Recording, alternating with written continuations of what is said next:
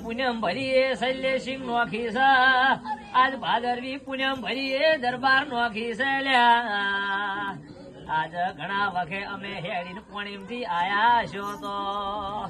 આયાનું પરમોણ ભારતસિંહ સિકોતર નહીં જવા દે